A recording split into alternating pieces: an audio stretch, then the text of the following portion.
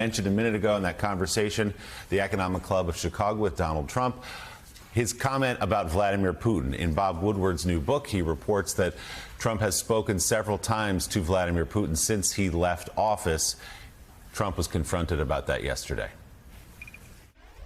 You just mentioned Putin, though, and there's been this controversy of the past week. Can you say yes or no whether you have talked to Vladimir Putin since you stopped being president? Well, I don't comment on that, but I will tell you that if I did, it's a smart thing. If I'm friendly with people, if I have a relationship with people, that's a good thing, not a bad thing. In terms of a country, he's got 2,000 nuclear weapons, and so do we. China has a lot less, but they'll catch us within 5 years. That sounds. If I have a relationship, I don't talk about that. A non-answer that answers the question. Let's bring in the associate editor at the Washington Post, Bob Woodward himself. He's the author of the new book, War, featuring the revelation, among many others, that Trump has spoken to Putin several times since leaving the White House. Bob, good morning. What's your reaction, given your reporting to that answer from Donald Trump yesterday? Well, I mean, it's the classic Trump. If I did it, it was smart. So it's contingent on the relationship between Putin and Trump is really, it got to be at the core of our attempt to understand Trump. And there's lots of footsie here. Trump has said lots of public things. I tried to dig into this more, and their aides report calls, but, you know, we're on the trail, and the non-denial denial we just heard takes us another mile on that trail, I think. So, Bob, so much of the book, of course, is looking at the Biden administration's handling of the war in Ukraine and Israel. We'll get to that in a moment. But there's a pervasive theme of danger here, of Trump's presence, that he looms. Tell us a little bit more about a remarkable conversation you had with Chairman Mark Milley, the Joint Chiefs of Staff, and the warning he delivered. Yes. Now, this is the #1 military man in the country, very well respected, outspoken, and he told me just, you know, volunteered it. He said, look, Trump is the most dangerous person out there. He's a fascist to the core, and that's pretty tough stuff. Now, whether you want to say Trump is a fascist or whatever, he's, you know, I'm trying to, this is a little unusual, trying to think about the undecided voter who looks at this contest between Trump and Vice President Harris, and what sort of things beyond policy might somebody ask? And that is, well, does this person have the capacity to plan? Does Trump plan?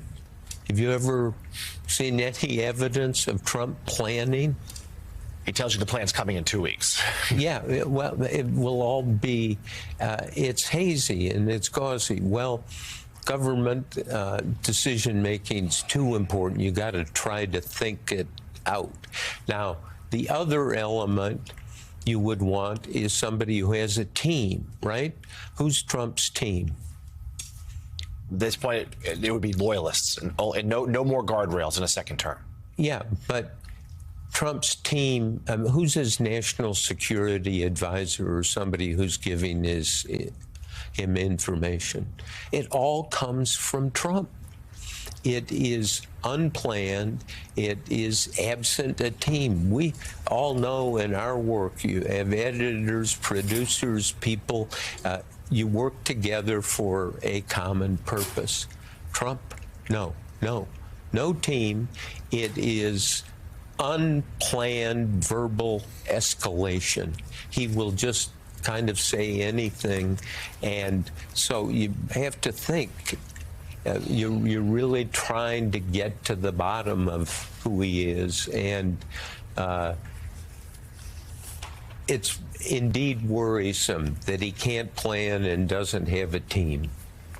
Hey, Bob, the core of this new book, War, your latest revelations about Washington, D.C., We are now 3 months from the end of the Biden presidency, 2 weeks from the election of an incoming president. But the Biden presidency itself, it's now focused on Israel, on Russia, on Ukraine, on the increasingly volatile Middle East. Give me your outline right now for what the Biden administration has done that has benefited the world. Okay, I mean, I really look at this as a reporter. It's not a partisan judgment, but I think in December of 2021, Biden's decision to not send ground troops to Ukraine was central. Why? Because that's where you get in trouble. That's all about Vietnam. As you know, Biden is somebody who witnessed Vietnam and saw how we got entangled, and literally, he just said, we're not sending ground troops to Ukraine. His national security advisor, Jake Sullivan, was pushing back, say, wait a minute, are we sure? Don't we want to bluff? Don't we want to think about this? Biden said, absolutely not. Now, what is the benefit of that? Not having ground troops in these wars does one thing, which I think is probably number one job of a president of the United States, and that is to protect the homeland. And at the end, you look at the Biden presidency, he's had this team, extraordinary team, not perfect by any means, but that team has kept the homeland secure. And what is the value of that? I don't know. You can't put dollars on it. You can just say, wow, we are in a much better position at the end of the Biden presidency, whenever it comes, and whoever takes over. That is a gift. It is a gift to America, and not just Democrats, but indeed Republicans. So, Bob, you talked about his unplanned verbal escalations. You talked about the fact that he didn't have advisors around him. There's a quote that you got from Lindsey Graham saying, going to Mar-a-Lago is a little bit like going to North Korea. Everybody stands up and claps every time Trump comes in. So he doesn't have the advisors. He doesn't have the sort of the leveling wind that I know I want all leaders to have. Other people that can talk to him. So you've been around him a long time. I have known him a long time and talked to him a good bit up until he got into the White House, and even a couple times after he's gotten to the White House. But one thing that I want us to really, really talk through today is, I had said to him many times in the past before, his political career really took off. I said, you say all of these really terrible things, all of these. If you talked about the economy and ran a traditional Republican race, you'd win, right? And yet he always has to go to violent rhetoric. The Army and the National Guard, he says a couple of days ago and doubles down on it last night, should arrest his political opponents.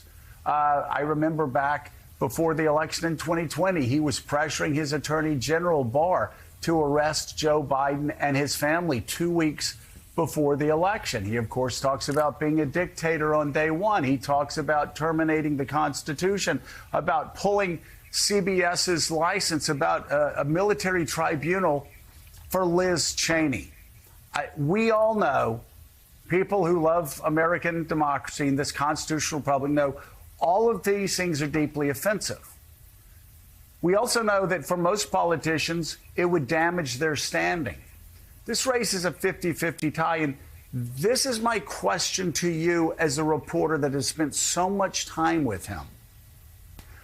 Why does he always go to this violent rhetoric? Why does he make these violent threats? Why does he make these violent claims when he knows that if he, just talked about the economy, he would likely do better? Is he telling us? Is he creating a permission structure so when he gets elected, he can run through Madisonian checks and balances?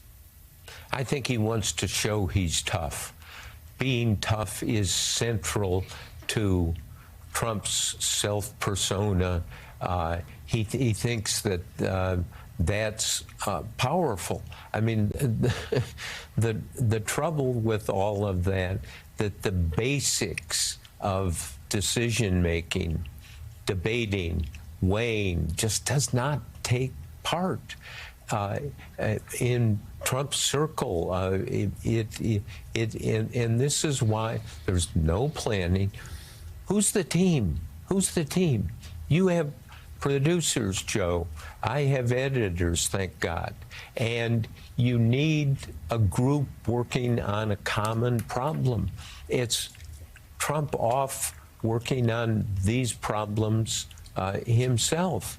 And I mean, just to go back to an example, the last year of his presidency, 2020, I did 19 interviews with him over 9 hours. Now, 2020 was the year of COVID, and how he handled COVID. It turns out, took me months to lay all this out, but he was warned on January 28th of that year by his national security advisors and experts that this virus is coming to the United States. It's going to be like the pandemic that struck in 1918, killing 150,000 people. What did Trump do? Oh, it's going to go away. Don't worry.